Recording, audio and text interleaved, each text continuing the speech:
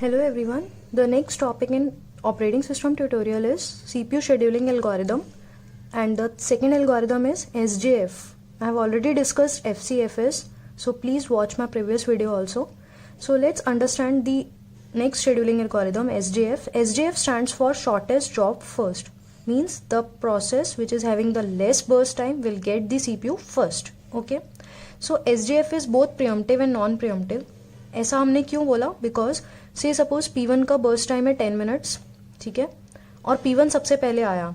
जैसे ही वो आया उसके पीछे कोई भी नहीं था, वो CPU ले लेगा, ठीक है. अब after 2 minutes P2 arrives with the burst time 5 minutes.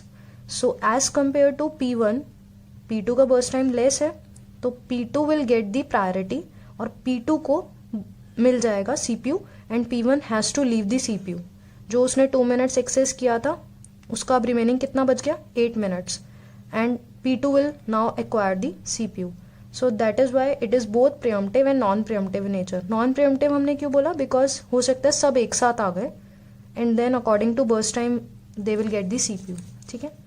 SJF में कॉज स्टारवेशन, बिकॉज ऐसा होता है जैसा अभी हमने ATM वाले एग्जाम्पल में भी किया था कि एक प्रोसेस का बर्स्ट टाइम बहुत ज़्यादा है, तो जैसे ही उसकी टर्न आने लगती है बहुत सारे processes with the short burst time, less burst time will get the CPU. So in that case it results in starvation problem, और इसको हम सॉल्व करते हैं एजिंग से. This I will explain it in the next tutorials. Okay, so I hope SJF का basic funda आपको clear हुआ होगा. SJF works on sorting the burst time and then apply the FCFS. मतलब पहले वो बर्स्ट टाइम को short, पहले हम बर्स्ट टाइम देखते हैं, सबसे कम बर्स्ट टाइम जिसका भी होगा उसको CPU पहले मिलेगा. ठीक है. तो हम अभी इसके अंदर हम 2 एग्जांपल्स करेंगे, one with the non preemptive mode and the other with the preemptive mode. ठीक है. तो पहले हम सॉल्व करते हैं example of SJF with non preemptive mode. Again we have to calculate average wait time and average turn around time. ठीक है, दोनों के एवरेज निकालना है आपको. So this is the scenario. आपको दिया हुआ है P1, P2, P3, P4 और सबका अराइवल टाइम एक ही है, सब एक साथ आ गए और सबका बर्स्ट टाइम ये है. तो अकॉर्डिंग टू SJF पहले किसको एग्जीक्यूट मिलना चाहिए? CPU P4 को, देन P1 को, देन P3 को, देन P2 को. So according to this we will draw the Gantt chart and then we will calculate the waiting time and turn around time. ठीक है, बहुत simple है ये, हम एक एक करके इसको ड्रॉ करते हैं. सो यहाँ से टाइमर स्टार्ट हो गया. ठीक है, 0 से स्टार्ट हुआ. सबसे पहले किसको मिलेगा? P4 को, क्योंकि P4 का बर्स्ट टाइम सबसे कम है.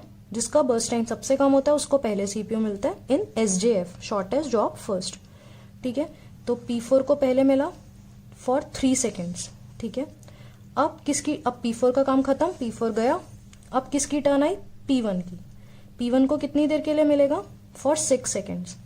ठीक है, तो टाइमर तो चल रहा है, टाइमर अपने अकॉर्डिंगली चल रहा है. तो 3 के बाद 6 सेकेंड्स के लिए इसने एक्सेस किया P1 ने, तो टाइमर 3 के बाद कितना हो गया? 9 हो गया. ठीक है, उसके बाद किसको मिलेगा CPU? P3 को. P3 को मिलेगा, तो P3 अब +7 करेंगे तो हम कितना हो जाएगा यहाँ पे? 16, बिकॉज यहाँ पे टाइम काउंटर चल रहा है अपने आप. ठीक है, और फिर उसके बाद लास्ट में किसको मिलेगा? P2 को. P2 16 + 8 हम करेंगे. ठीक है ना, क्योंकि 8 के लिए चाहिए उसको CPU, तो यहाँ पे हो जाएगा ये 24. ठीक है, सबसे पहले P4 को मिला 3 सेकेंड्स के लिए, फिर P1 को मिला 6 के लिए, तो 3 + 6 9. ठीक है, फिर P3 के लिए मिला, तो P3 9 + 6 is 16, 9 + 7 is 16, sorry 6 + 7 is 16, and then किसको मिला? P2 को. ठीक है, सो इस तरह से हमने अपना गैंट चार्ट ड्रॉ कर लिया. ठीक है, यहाँ पे टाइम काउंटर चल रहा है और यहाँ पे हमने नंबर ऑफ प्रोसेसेस लिख लिए. Now we have to calculate the waiting time. So अभी हम वेटिंग टाइम कैलकुलेट करेंगे. ठीक है, वेटिंग टाइम कैलकुलेट करेंगे अभी हम. P1 का वेटिंग टाइम कितना रहेगा? हम यहाँ यहीं से स्टार्ट करते हैं. ठीक है, P4 से ही स्टार्ट करते हैं हम. P4 ने कितना वेट किया? एक भी बार वेट नहीं किया. P1 ने कितना वेट किया? सिर्फ 3 सेकेंड्स. P3 ने कितना वेट किया? 9. और P2 ने कितना वेट किया? 16. तो एवरेज कितना हो गया इसका 0 + 3 + 9 + 16 divided by total number of processes which is 4. This comes out to be 7. तो एवरेज वेट टाइम कितना हो गया 7. हमने यहाँ पर इसलिए ऐसे P4 को पहले ले लिया बिकॉज गैंट चार्ट बना हुआ है तो हमें ईजी हो जाएगा कैलकुलेट करना. ठीक है, तो P4 ने 0, P1 ने 3, P3 ने आप ऐसे देखा करो जहाँ काउंटर है उसको यहाँ 3 पर मिल गया CPU तो उसने सिर्फ 3 सेकेंड्स के लिए ही वेट किया. P3 को यहाँ 9 पे मिल गया CPU तो उसने सिर्फ 9 सेकेंड्स के लिए ही वेट किया CPU के लिए. सिमिलरली P2 को 16 पर मिल गया CPU तो उसने सिर्फ 16 सेकेंड्स के लिए ही वेट किया for CPU. Then is the turn around time.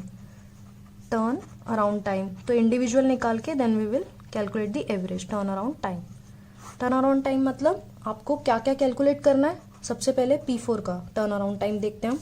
सब वेटिंग टाइम प्लस एग्जीक्यूट होने में उसने कितना टाइम लिया. तो कितना लिया, वेटिंग 0 है और टोटल टाइम एग्जीक्यूट करने के लिए 3. सिमिलरली P1 के लिए P1 ने कितना टाइम लिया 9 क्यों 6 तो उसका खुद का 6 उसका बर्स्ट टाइम खुद का और उसने टोटल वेट कितना किया था 3 वेट किया था तो दोनों को प्लस करेंगे. Waiting time plus burst time is turn around time. ठीक है, फिर P1 के बाद किसकी टर्न आई P3 की. P3 ने कितना किया 16. ठीक है, P4 नहीं P2 ने कितना किया 24. ठीक है, P3 ने 16 क्यों 9 उसका खुद का और 7 उसका वेट बर्स्ट टाइम.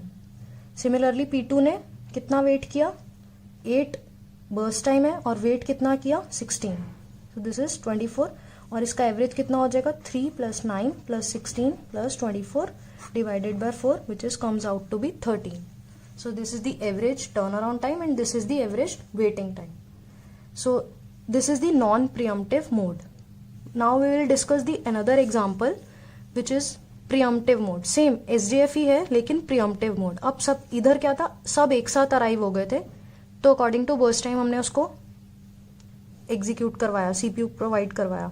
अब क्या सब अलग अलग टाइम पे आ रहे हैं, सबके अराइवल टाइम डिफरेंट है तो उस केस में हम प्रीएम्प्ट करेंगे CPU को. एक को CPU मिल गया, कोई और बाद में आया जिसका बर्स्ट टाइम कम है, उससे हम प्रीएम्प्ट कर लेंगे CPU.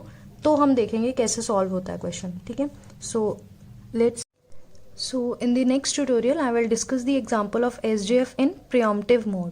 So please guys watch my next video also. Thanks for watching my video. Please subscribe and like my channel. Thank you so much.